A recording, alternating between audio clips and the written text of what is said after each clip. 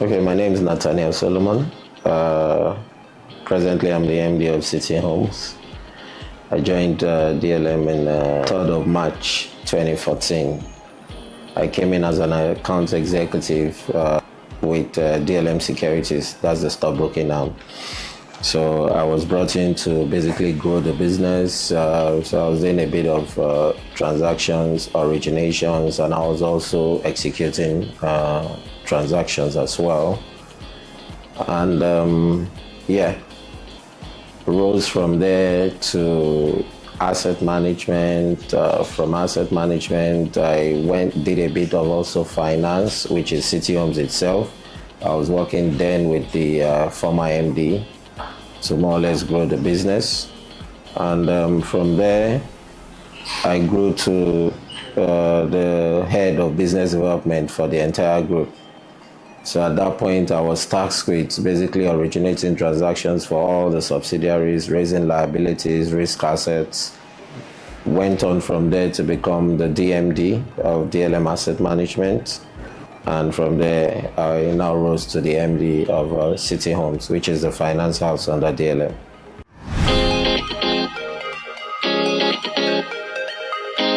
Okay, I think firstly it has to do with the mindset, because coming from that mindset that, okay, you wanted to break new grounds, you wanted to create new opportunities, you saw also a lot of lapses, and you just sort of tasked yourself to saying, okay, I want to resolve some of these lapses.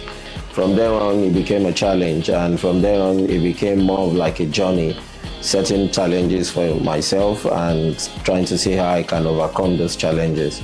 So one of the things I noticed about myself was approaching people. Then it was very difficult. How do you approach people? How do you talk to them? Then at the same time, also accepting rejections, where you're trying to engage with people and they just tell you no. Or some people go as far as telling you you're disturbing them, please lose my number. So for me then, it now became an adventure, like, okay, how do I conquer this? And what I now noticed from there on was, okay, persistence. You need to be persistent, keep coming at them, even if they tell you no now, doesn't mean they will tell you no tomorrow. So that sort of encouraged me. A particular client I engaged for almost about 2 years. At a point, he just said, okay, Oga, come, what's your problem? Let me attend to you. And that was it. And for me, from then on, it became fun. I read a lot of books. One particular one I loved was a book by the former MD of Access Bank, Ikemokode, titled Living the Tarmac. So he spoke about how he started from when he was working in GTB to owning Access Bank, how he also took his friend Herbert Wigwe. So, and I was more interested in that type of thing because it more or less speaks about my own journey.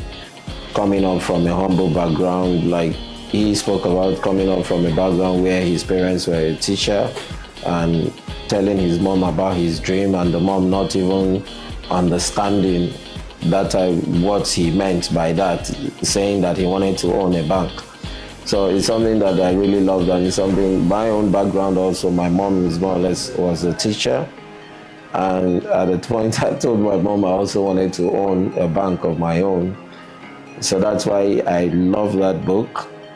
It speaks about my life also as an individual, as a father, as a professional.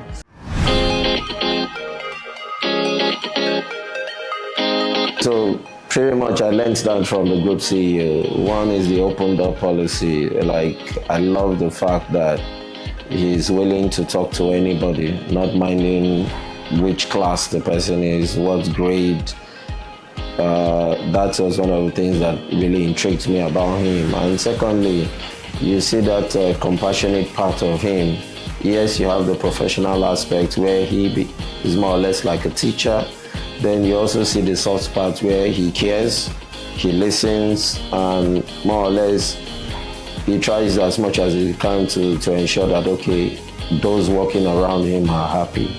So that's one of the things that actually shaped my leadership, and is one of the things that I've imbibed as a leader.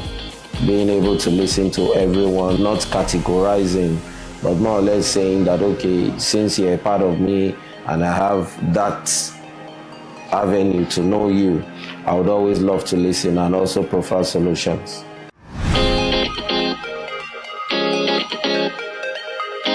Yeah, that's giving you that aspect to share ideas, bring your ideas. Nobody is not an environment where you're told, no, we want you to do things this way.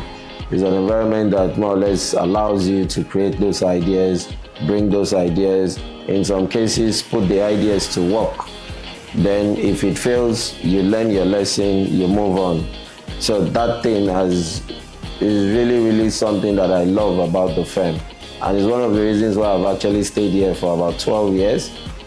Because it's more, I bring in those ideas, I share the ideas with the group CEO, share the ideas with my colleagues, and yeah, run with it.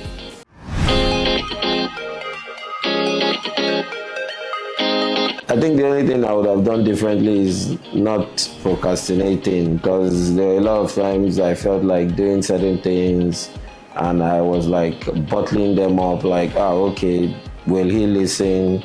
Do I think this would be a success and all that?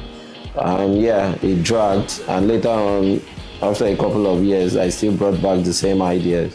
So I think that is one thing I do not think I would want to repeat: procrastinating, waiting. I think another thing is bottling things up. I think because the environment has given me in particular that platform to speak up.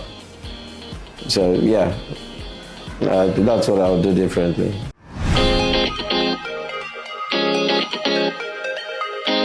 Yeah, first and foremost, there's always a spiritual angle to anything we do in life. So first, I would need any individual, you need to have that personal relationship with your creator. Secondly, lay out your plans. Maybe you want to be an engineer, you want to be an investment banker. Plan yourself, what do I need to do to get to that level?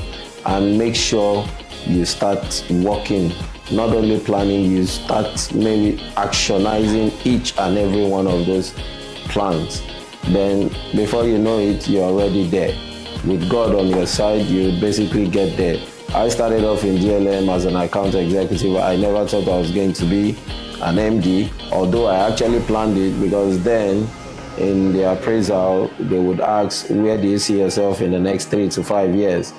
And at first I said I was going to be a business head. Then when I got to a business head, where do you see yourself? I now said I was going to be a director, and now I'm a director. So that's what I would say. First, get close to your creator. 2, draw up a plan, and make sure, number 3, you execute that plan, not procrastinating and not more or less leaving those ideas aside.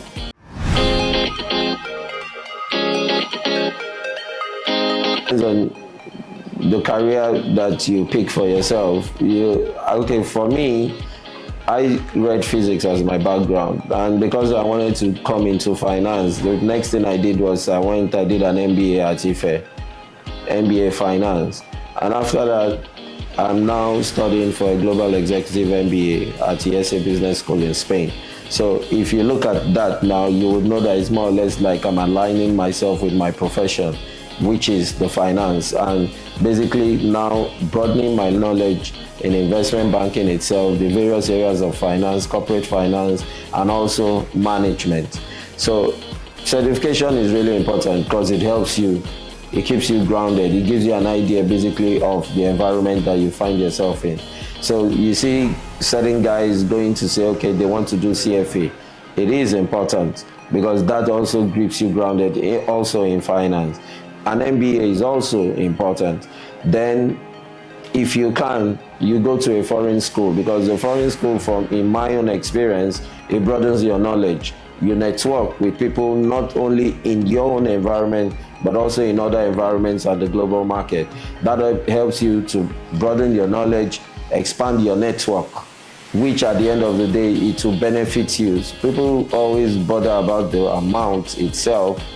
But I won't say one should bother about it. Look at the value that you're getting from such education. Look at the networks you're going to build from such education. And surprisingly, you'll be shocked at the type of transactions you will get from such networks.